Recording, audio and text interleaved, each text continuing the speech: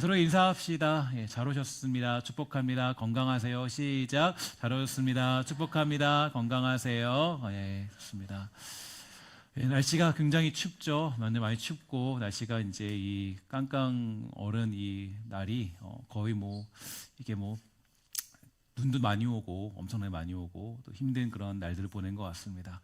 이제 눈 보러 외국 갈 필요 없을 것 같아요. 그죠? 우리나라도 눈이 너무 많이 와가지고 눈이 굉장히 많이 왔는데 이 눈들이 진짜 언제까지 오게 될지 또 우리 좀 마음에 좀 이렇게 따뜻한 마음이 좀 우리가 있어서 이렇게 추울 때도 우리가 좀 따뜻한 마음으로 함께 살아가는 그런 시간 되었으면 좋을 것 같습니다.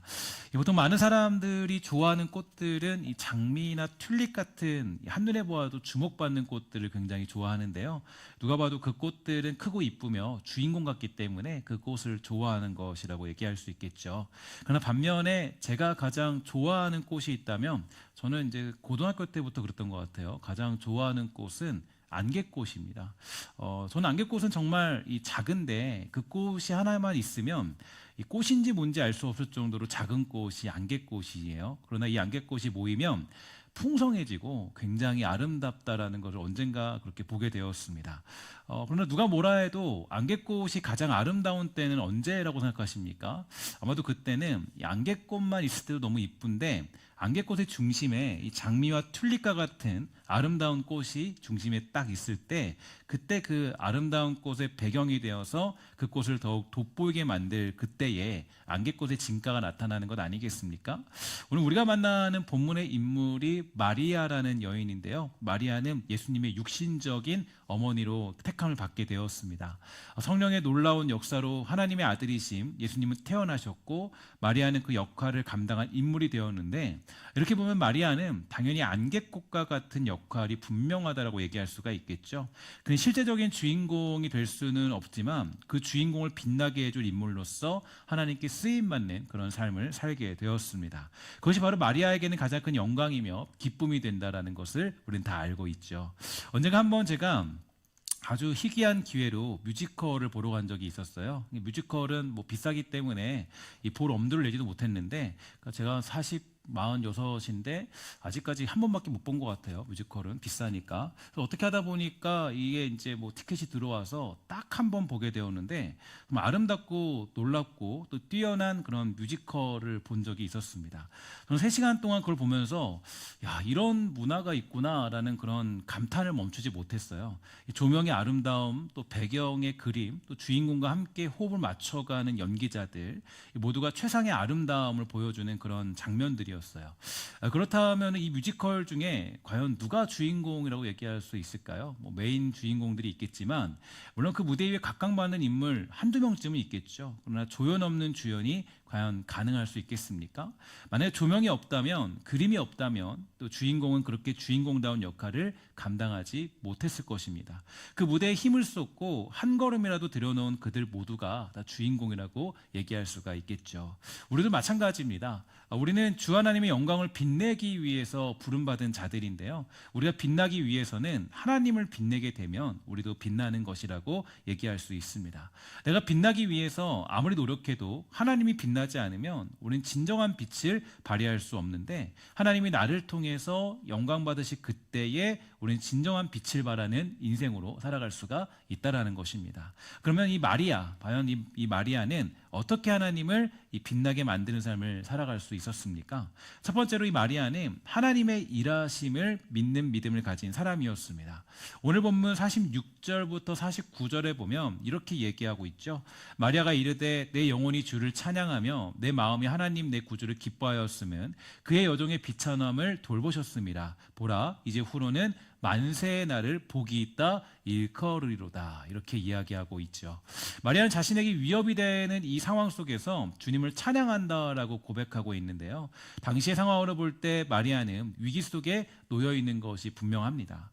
아이를 가지는 것만으로도 위기인데 더군다나 여러 가지 상황들이 그녀를 조여오게 되는 것은 분명한 것입니다.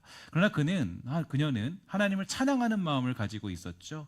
왜 하필이면 저입니까? 라고 하지 않고 않고 자신에게 맡겨진 사명에 감사함으로 하나님을 찬양하고 영광 돌리는 모습을 볼 수가 있게 됩니다. 우리도 마찬가지입니다. 종종 우리는 이해할 수 없는 일들을 만나면서 하나님을 원망하죠. 불평합니다. 왜 하필이면 저입니까? 저 옆에 있는 순이가, 영희가 더 적합한 사람 아닙니까? 왜 제가 이런 오해를 받는 상황과 위기에 놓여야 합니까? 라고 할 수 있는 것 아니겠습니까? 그러나 마리아는 주어진 이 상황에 하나님을 찬양하는 모습을 볼 수가 있게 됩니다. 바로 이 이해할 수 없는 상황이라도 하나님을 찬양하고요. 왜냐하면 이 하나님의 일하심을 믿는 믿음을 가지고 있었기 때문이라는 거죠. 그녀는 하나님의 크심과 그의 완전하심을 믿고 있었기 때문에 주어진 이 상황에 주님을 온전히 찬양할 수 있었는데요. 특히 마리아는 뭐라 그러냐면 자신이 비천하다라고 고백하고 있는 것을 볼 수 있게 되죠. 이것은 하나님의 계획은 크시지만 나 자신은 그저 계획에 쓰임받는 연약한 존재라는 것을 고백하는 것임을 알 수가 있게 됩니다. 피조물과 창조주의 관계, 그것이 바로 우리가 기억해야 될 메시지 중에 하나인데, 주어진 인생에 너무 불평하거나 원망할 필요가 없는 것은 바로 하나님의 크신 뜻과 계획이 존재하기 때문이에요.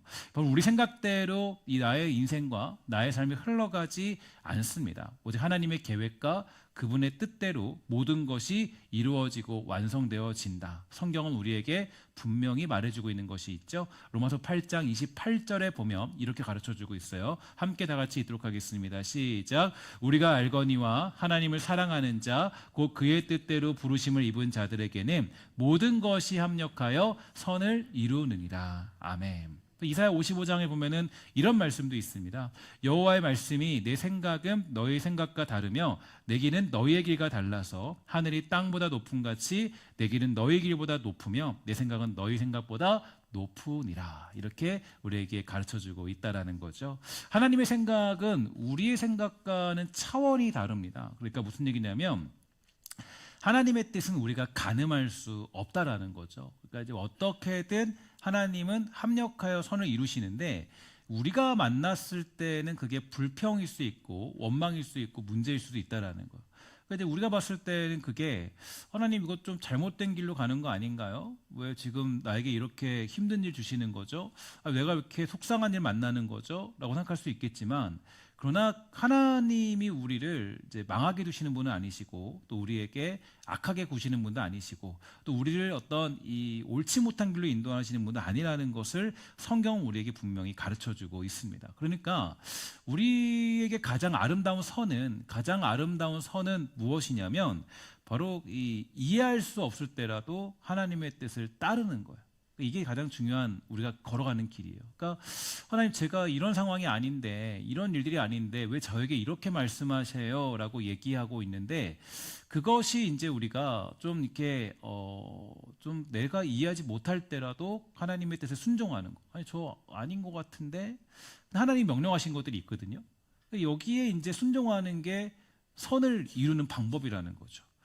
심지어 우리 그 어린 자녀도 부모의 뜻을 이해합니까? 이해 못합니까? 자녀들은 부모의 뜻을 이해 못하죠. 부모는 자녀에게 끊임없이 이렇게 말합니다. 뭐라 그러냐면 야 공부해라 끊임없이 얘기해요. 그러나 자녀는 그 말을 이해합니까? 이해 못하죠. 노는 게 더 좋은데 왜 공부를 하라고 하는지 알 수가 없어요. 그러나 부모는 알죠. 인생을 살아봤어요. 인생 살아봤기 때문에 공부라는 것이 인생에서 너무나도 중요하다는 것을 잘 알고 있습니다. 그러니까 얘기하는 거예요. 공부해라. 하지만 어디 자녀가 부모의 마음을 이해하는 자녀가 어디 있을까요? 이해하지 못하고 그저 투덜투덜. 왜 자기만 만나면 공부하러 가는지 이해를 하지 못합니다. 우리도 그렇습니다. 하나님이 이렇게 저렇게 일들을 주시면 그저 이해할 수 없으니까 불평이고 원망할 때가 굉장히 많이 있다라는 거예요. 왜 이렇게 자신을 비참하게 만드는지 때로는 힘들게 만드는지 이해를 하지 못하니까 투덜투덜. 그러나 주어진 그 삶 속에 우리가 순종으로 응답한다면 그러면 주어진 일들 가운데 하나님의 기적을 경험하는 놀라운 역사가 일어나게 되는 줄 믿습니다. 그것이 바로 마리아가 지금 이 상황을 노래하며 찬양하는 이유라는 건데요. 그녀는 이 말도 안 되는 상황에 하나님을 노래하고 있죠. 하나님을 찬양합니다. 무엇보다 그 이유가 뭐냐면 그 하나님을 신뢰할 수밖에 없는 이유는 자신이 비천한 존재라는 걸 인정하기 때문이에요. 그러니까 내가 머리가 똑똑하고 내가 좀 잘나면 하나님의 뜻을 받아들이지 않아요. 그러니까 내가 원하는 대로 이루어지지 않으면 그게 잘못됐다고 생각하거든요. 그러니까 때로는 이제 우리의 똑똑함이 때로는 하나님의 어떤 그런 위대함보다 하나님의 지혜보다 더 높다라고 생각할 때가 많이 있어요. 근데 아니죠. 아무리 우리가 뭐 날고 길고 별짓을 다 해도 하나님의 지혜를 따라잡는 것은 불가능합니다. 그러니까 마리아가 지금 이 하나님의 뜻을 받아들일 수 있던 이유는 이게 이해할 수 없는 일인 건 분명하지만 또 한 가지는 이게 자신이 비천한 존재라는 것을 알고 있기 때문이에요. 그러니까 이제 우리가 이 예수 믿을 때 굉장히 중요한 자세가 하나 있다면 하나님 앞에서 내가 이 비천한 존재라는 것을 늘 인정하는 모습이 필요해요. 이게 정말 기본적인 자세입니다. 그러니까 생명을 주신 것도 하나님이시고 건강을 주신 것도 하나님이시고 나의 삶의 모든 것들도 인도하신 분은 하나님이시다라는 고백, 하나님 아니면 나는 존재할 수 없다라는 고백, 비천한 존재라는 것을 고백하는 것, 바로 거기서 바로 내가 나에게 주시는 하나님의 능력들을 경험할 수 있는 기본적인 자세가 될 수 있는 거죠. 그래서 그녀는 이 말도 안 되는 상황에 하나님을 노래합니다. 하나님을 찬양하죠. 무엇보다 자신은 비천한 존재에 불과하지만 하나님은 크신 분이시며 찬란한 주님이시기 때문에 그녀는 비천한 자신을 통해서 하나님이 일하실 것임을 믿고 있습니다. 오늘 우리는 어떻습니까? 하나님의 크심을 인정하고 믿고 있습니까? 하나님이 내 인생의 주관자 되심을 믿고 살아갑니까? 오늘 나에게 주어진 인생보다 이 크신 하나님을 인정하면서 주께 순종하는 모습으로 살아가는 저와 여러분 우리 모두가 다 되시기를 주의 이름으로 간절히 부탁을 드리겠습니다. 두 번째로 마리아는요, 주님의 뜻을 따르는 것이 곧 자신이 높아지는 것임을 알았던 그런 믿음을 가지고 있었어요. 서두에도 잠시 언급했던 것처럼 우리가 빛이 나는 방법은 바로 하나님을 빛나게 할 때 그때 우리가 빛나는 인생으로 살아갈 수 있게 되는 것이에요. 이 마리아는 그러한 사실들을 그동안 들어왔던 성경의 역사를 통하여서 알고 있던 것 같습니다. 그녀는 고백하죠. 51절과 53절인데요. 함께 다 같이 읽도록 하겠습니다. 시작. 그의 팔로 힘을 보이사 마음의 생각이 교만한 자들을 흩으셨고 권세 있는 자를 그 위에 내리쳤으며 비천한 자를 높이셨고 줄이는 자를 좋은 것으로 배불리셨으며 부자는 빈손으로 보내셨도다. 아멘. 하나님의 팔의 힘은 하나님이 행하신 능력의 강함을 상징하는데 그 능력으로 교만한 자들을 흩으시고 권세자들을 내리쳤지만 이 마리아와 같은 비천한 사람을 높이셨습니다. 또한 굶주린 자는 배부르게 하시지만 또한 부자는 빈손으로 보내시는 분이시라는 마리아의 고백, 이 고백이 바로 하나님의 일하심을 믿고 있는 고백이라고 얘기할 수가 있다라는 거죠. 특히 이러한 고백은 이스라엘 백성들의 출애굽 사건에서 두드러지게 나타나고 있는데요. 하나님은 아무런 힘도 없는 이스라엘 백성들 그들을 불러다가 애굽에서 해방시키시고 그들에게 가나안 땅을 정복하는 능력들을 허락해 주셨습니다. 하나님이 이스라엘 백성들을 출애굽시켜서 이 가나안 땅에 보내실 때 뭐라고 말씀하셨냐면 출애굽기 19장에 보니까 이렇게 말씀하셨어요. 내가 애굽 사람에게 어떻게 행하였음가? 내가 어떻게 독수리 날개로 너희를 업어 내게로 인도하였음을 너희가 보았느니라. 회개가 다 내게 속하였나니 너희가 내 말을 잘 듣고 내 언약을 지키면 너희는 모든 민족 중에서 내 소유가 되겠고 너희가 내게 대하여 제사장 나라가 되며 거룩한 백성이 되리라. 너는 이 말을 이스라엘 자손에게 전할지니라. 이렇게 하나님이 말씀하셨습니다. 이스라엘 백성들은 아무런 능력도 없는 자들이었지만 하나님은 그 비천한 백성들을 통하여서 세계 중에 제사장 나라로 거룩한 백성으로 살게 하신다고 약속했는데요. 근데 여기서 중요한 것은 그들이 그런 능력을 가지고 있기 때문이 아니라 그 세계의 주권자가 바로 하나님이시기 때문에 너희가 내 말을 잘 듣고 내 언약을 잘 지키면 그러면 너희들은 그러한 길을 걸어갈 수 있다라고 말씀하고 있는 것이에요. 저와 여러분들도 마찬가지라는 거죠. 종종 우리는 내가 빛나기 위해서 힘을 쓰지만 우리가 빛나는 방법은 찬란하신 주님께 더욱더 영광 돌리는 삶을 살아갈 때 우리는 더욱 빛을 내는 인생으로 살아갈 수 있습니다. 그럼 하늘을 날기 위해서 여러분들과 제가 해야 될 것은 어떤 방법이 있을까요? 하늘을 날기 위해서 우리가 해야 될 것은 이제 뭐 날개짓을 하면은 하늘을 날 수 있겠죠, 그죠? 날개를 피면 날 수 있겠죠. 근데 우리가 백날 날개짓을 해도 우리가 하늘을 날 수 없도록 창조됐습니다. 여러분 혹시라도 하늘 날 수 있는 분 계신가요? 여기 뭐 초능력자가 계시진 않겠죠, 그죠? 그래서 이제 이렇게 하늘을 날 수 있는 분이 계실까요? 없죠. 그러면 생각해 볼게요. 여러분들이 하늘을 나는 방법은 무엇입니까? 어떤 방법으로 하늘을 날 수 있을까요? 당연히 가장 간단한 예가 있다면 바로 비행기를 타는 것입니다. 비행기를 타면 굳이 우리가 손으로 날개짓을 하지 않아도 우리는 하늘을 날 수 있는 그런 존재로 살아가는 거예요. 혹시 비행기 안에서 그럼 내가 한번 날아보겠다 하면서 계속 이렇게 날개짓을 하고 있는 분은 아무도 안 계시죠? 비행기 타면 다 가만히 그냥 앉아가지고 비행기가 가는 대로 목적지까지 그냥 날아가는 거예요. 거기서 비행기 안에서 막 날개짓 한다고 해서 비행기가 추진력이 더 빨라지거나 더 비행기가 더 빨리 가거나 그런 일은 없습니다. 혹시 비행기가 내가 날개짓해서 1km라도 빨리 간다면 그러면 우리 날개짓 탈 필요가 있겠죠. 전혀 그렇지 않아요. 여러분들의 날개짓은 아무런 의미가 없습니다. 내가 비행기를 타고 나는 이유는 비행기가 날기 때문이지 내가 날개짓을 잘했기 때문에 비행기가 나는 법은 없다라는 거예요. 그러니까 혹시 비행기 안에서 손으로 날기 위해서 날개짓을 하는 사람이 있다면 그 사람은 아마 잡혀가겠습니다. 아마 미친 사람일 거예요. 비행기 안에서는 그저 자기 몸을 맡기고 내 아래 펼쳐진 드넓은 하늘을 바라보고 행복해하면 그만입니다. 내가 구름 속에 들어왔구나. 내가 구름 위를 날고 있네. 나는 정말 꿈에도 생각 못했는데 절대 하지 못했는데 나는 저 구름 위를 날고 있구나. 이게 행복하면 마찬가지예요. 이러면 그냥 우리 행복하면 살면 되는 겁니다. 여러분, 우리도 마찬가지 아니겠습니까? 하나님께 붙어 있으면 하나님이 일하시는 거예요. 하나님께 영광 돌리면 자연스럽게 그 영광의 빛은 나에게 임하는 것입니다. 그것이 비천한 우리가 고귀한 자리에 서게 되는 유일한 방법이라는 거죠. 마리아가 바로 그런 방법을 알았습니다. 깨달았다는 거예요. 성경을 묵상해 보니까 그것이 비천한 자신이 고귀한 자리에 서게 되는 유일한 방법이라는 사실을 알았기 때문에 그녀는 이 말도 안 되는 상황을 받아들일 수 있던 것입니다. 저와 여러분들도 마찬가지예요. 우리가 이 땅에서 할 수 있는 가장 고귀한 일은 우리 주님의 명령을 그대로 따르는 것입니다. 하나님의 영광에 동참하는 거예요. 그것이 피조물로서 누리는 가장 큰 영광이고 기쁨이 되는 것입니다. 오늘 우리 주님이 저와 여러분들에게 명령하신 것은 어떤 것일까요? 오늘 주께서 주신 그 명령에 순종할 때에 가장 고귀하고 위대한 영광의 기쁨을 누리며 살아가는 저와 여러분, 우리 모두가 다 되시기를 주의 이름으로 간절히 부탁을 드리겠습니다. 세 번째로 순종은 확실히 복이 있음을 믿는 믿음을 가지고 있는 그런 믿음을 가지고 있었다는 거죠. 그러니까 마리아는요, 순종이라는 것이 확실하게 복을 누리는 것이다라는 것을 알고 있던 여인이었습니다. 오늘 본문 48절을 함께 다 같이 읽어보도록 할게요. 시작.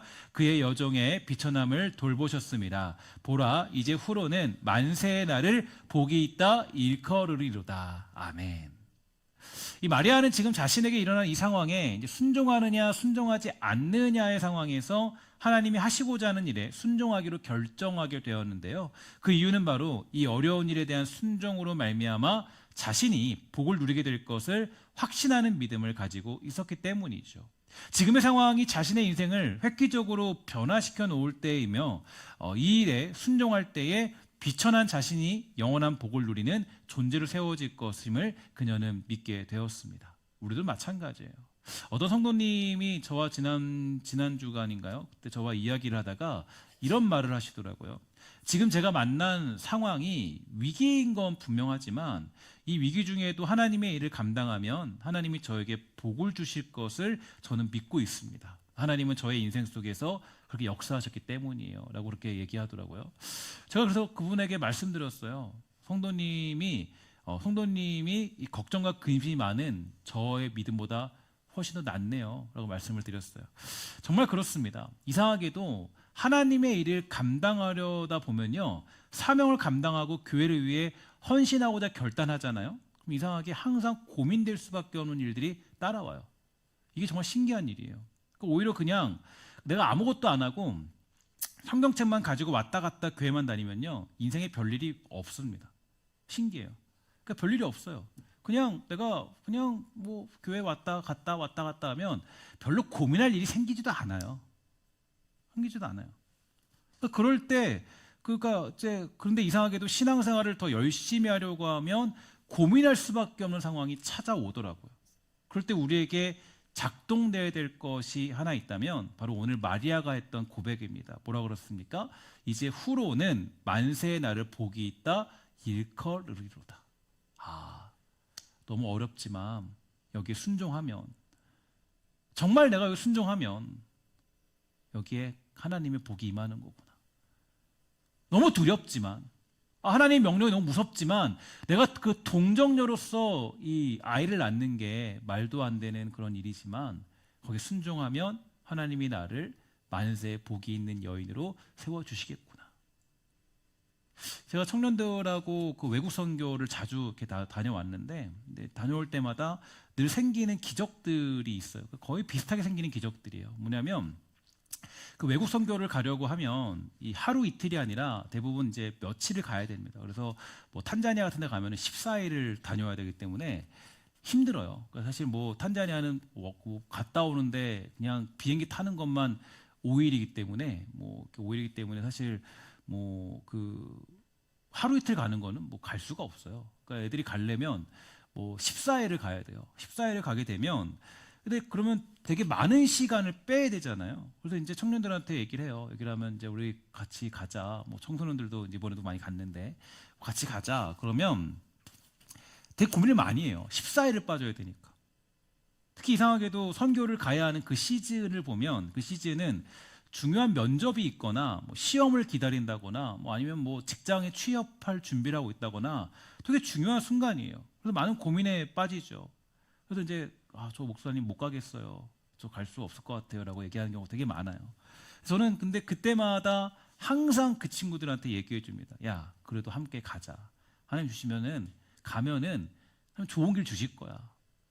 이렇게 되게 많이 하거든요. 제가 그냥 근데 근거 없이 하는 얘기는 아니에요. 그래서 그 친구가 얘기해요. 안 된다고 얘기하면 저 못 가요. 저 뭐 시험 면접도 있고요. 뭐 이제 모두 있고요. 모두서 못 갈 것 같아요. 전 끝까지 포기하지 않고 얘기하죠. 가자. 가면 좋은 일 주실 거야. 함께 가면 좋겠다. 그러면 이제 이상하게도 이제 딱 택함 받은 애들이 있어요.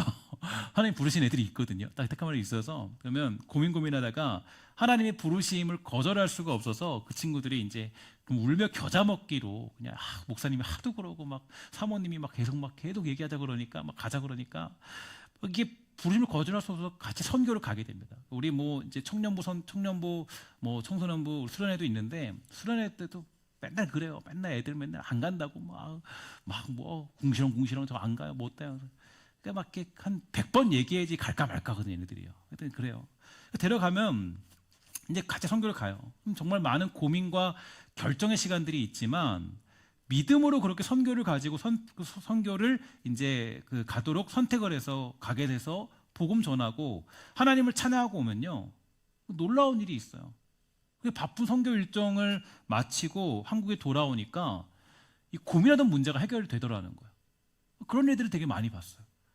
뭐냐면, 저는 선교를 다녀올 때마다 그러한 일들을 항상 경험했습니다. 그리고 제가 그 친구들이 자신 있게 얘기하죠. 야, 거봐, 다녀오길 잘했지? 항상 얘기해요.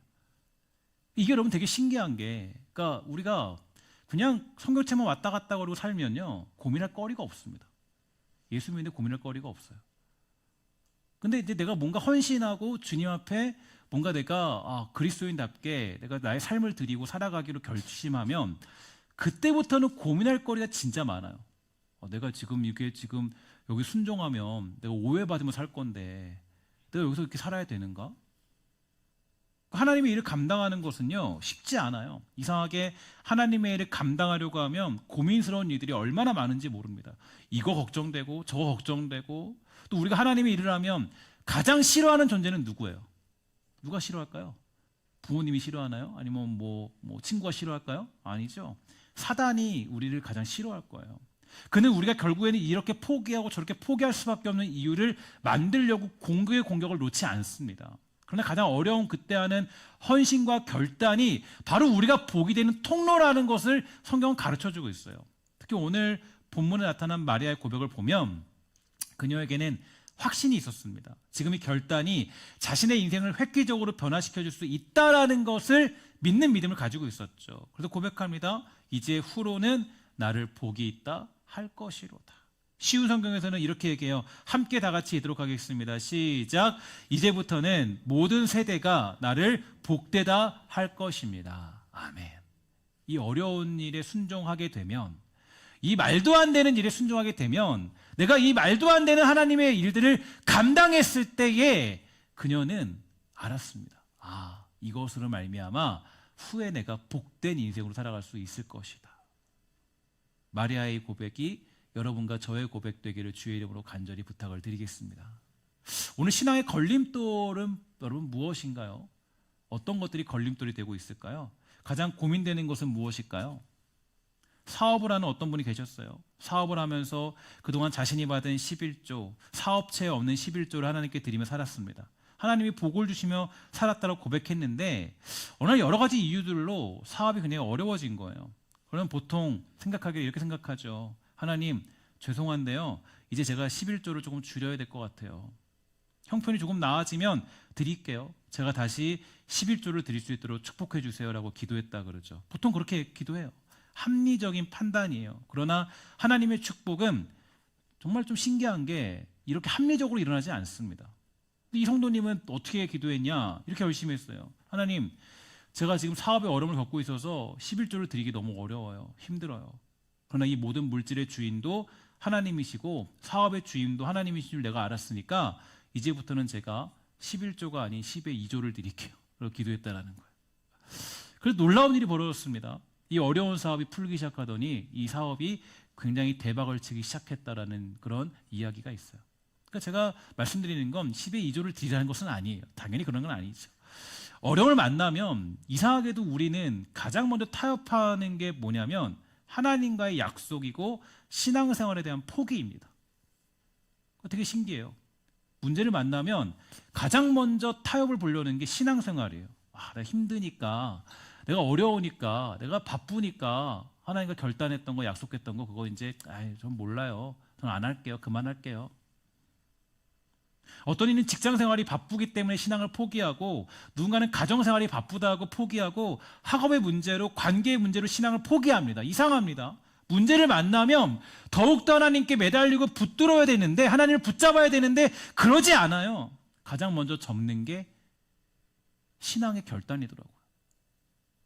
나 힘드니까요. 나 하나님과 조금 약속 좀 어길게요. 어려우니까요.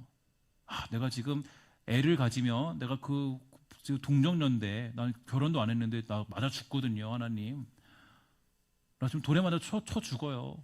그래서 못해요. 어떤 학생이 있었어요. 그 학생이 말하기를 엄마, 아빠 이제 저는 공부하기 위해서 신앙생활을 줄이겠습니다. 그러자 그 이야기를 가만히 듣고 있던 신앙 좋은 부모님이 이렇게 얘기했다 그래요.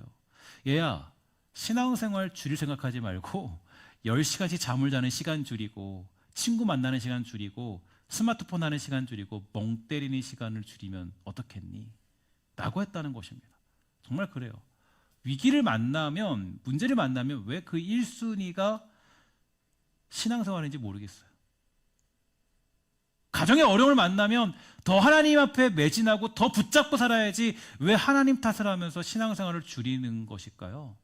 다른 일은 다 하면서 왜 하나님께 드리는 시간만 타협을 보는 이유는 어디 있겠습니까? 그 이유는 바로 오늘 본문에 나타난 마리아의 고백에 대한 확신이 없기 때문이 아닐까요? 이제 후로는 내가 이 어려운 순간에 순종했을 때 이제 후로는 만세에 나를 복되다 할 것이다. 후대의 모든 사람들이 나를 복되다 할 것이다 라는 그 믿음의 고백이 없기 때문에, 그것이 믿어지지 않기 때문에 우리가 가장 먼저 접는 게 신앙생활인지 아닌가 모르겠습니다. 우리가 땅에서 점프하면은 많이 뛰어야 1m입니다. 그죠? 1m 뛰어도 대단한 거죠. 엄청 많이 뛰는 거죠. 여러분들 지금 한번 뛸 수 없겠지만 나가면서 한번 쫙 뛰어보세요. 얼마큼 뛸 수 있나? 1m 조금 살짝 나이가 좀 들으셔가지고 이제는 30cm 뛰어도 힘드셨잖아요. 그죠? 그러니까 딱 점프해서 뛰면 1m 뛰면 잘 뛰었다. 와, 너 대단하다. 너 대단하다. 1m 뛰고 2m 뛰면 너 국가대표 나가야겠다. 그죠? 그러지 않겠습니까? 비행기 타면은 몇 미터 올라갈까요? 상상할 수 없죠. 그죠? 비행기 타는 것과 내가 점프하는 것과는 차원이 다릅니다. 하나님 믿는 건 그거예요. 하나님이 주시는 복을 누리는 건 내가 점프하면은 1m 뛰지만 우리가 비행기 타면요 10,000피트 상공까지 올라가는 겁니다. 그게 바로 하나님 믿는 믿음이에요. 그래서 순종이라는 게 힘든 거예요. 여러분, 비행기가 날아가기 전에 엄청난 엔진들을 달고 엄청난 굉음과 소리를 내면서 달려서 날아가잖아요. 하나님 믿는 건 그런 것입니다. 사랑하는 여러분, 오늘 우리는 마리아의 찬가, 그 고백을 통해서 하나님을 빛나게 하는 삶의 그 원동력이 무엇인가에 대해서 살펴보았습니다. 이 마리아는 하나님의 일하심을 믿는 사람이었고 주님의 뜻을 따름이 곧 자신이 높아지는 비결이라는 사실을 알았고요. 어려울 때 순종하면, 잘 기억하십시오. 어려울 때 순종하는 겁니다. 잘 될 때 순종, 사실 이것도 좀 그래요. 잘 될 때 순종하냐? 안 해요. 사실 잘 될 때 순종 잘 안 해요. 사실 근데 믿음이 언제 발현되냐면, 그러니까 내가 말도 안 되는 순간에 놓여 있을 때 순종하는 거. 그러니까 내가 지금 감당할 여력이 없어요. 그러니까 하나님의 일을 감당할 여력이 없어요. 저도 그런 경우가 많이 있거든요. 막 설교하러 올라가야 되는데요.